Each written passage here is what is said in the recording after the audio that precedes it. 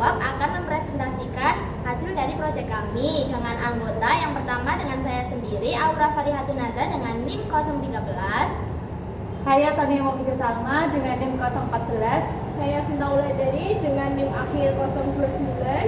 Saya Afisna Citra Aulia dengan NIM akhir 07. Saya Syifa Nur Aini dengan NIM akhir 019.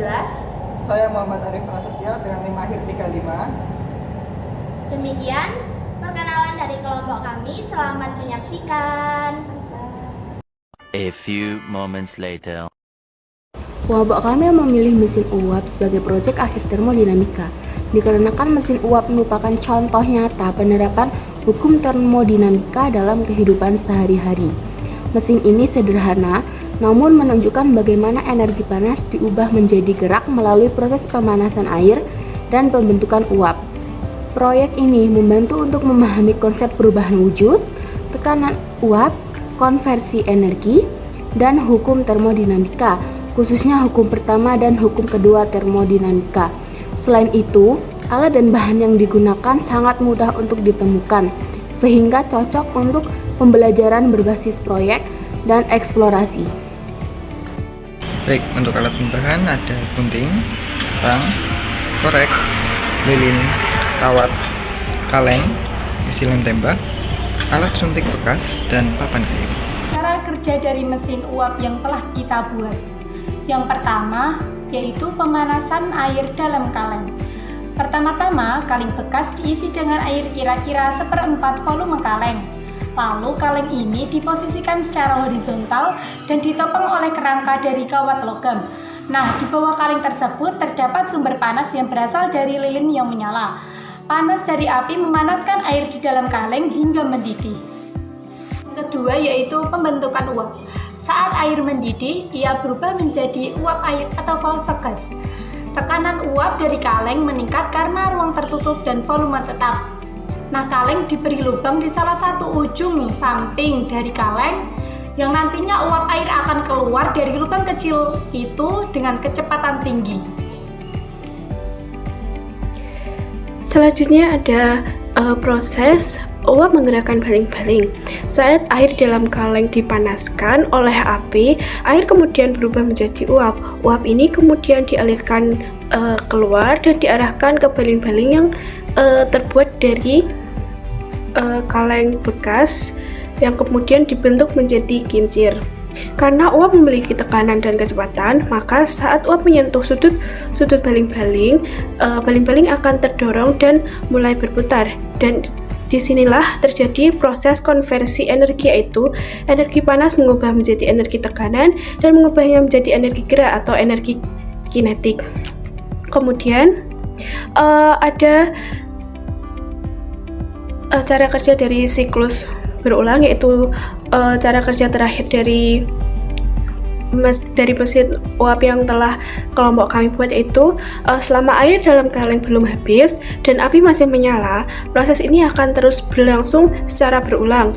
Yang pertama yang terjadi pemanasan air, pembentukan uap, kemudian uap mendorong baling-baling dan kemudian baling-balingnya akan berputar. Namun, jika air sudah habis atau api padam, maka tidak akan ada lagi uap yang akan dihasilkan, sehingga mesin akan berhenti berputar.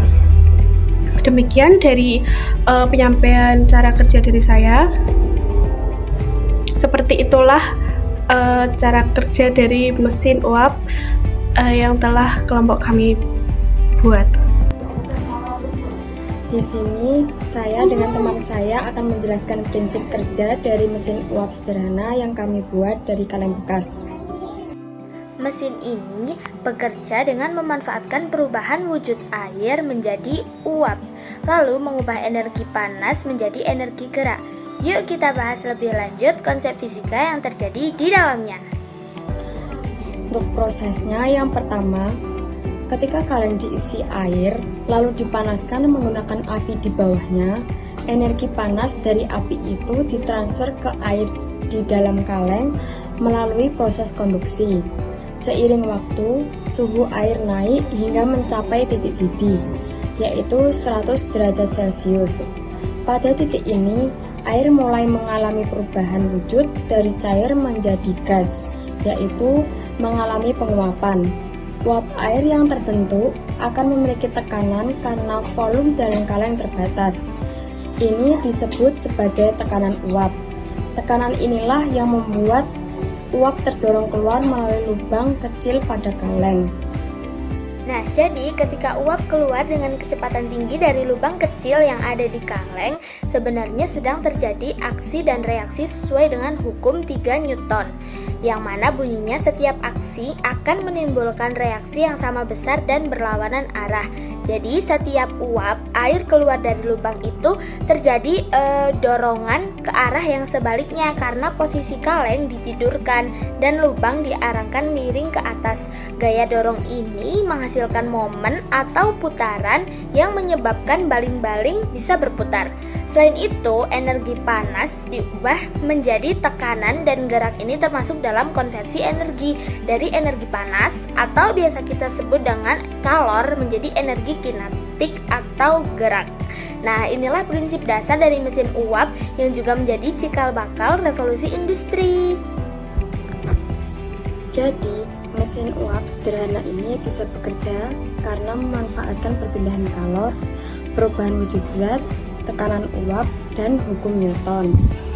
Nah, dari mesin uap yang kelompok kami buat, meskipun mesin uap ini sederhana, konsep fisikanya sangat luas dan penting loh. Semoga penjelasan dari kami bisa membantu kalian memahami cara kerja mesin uap.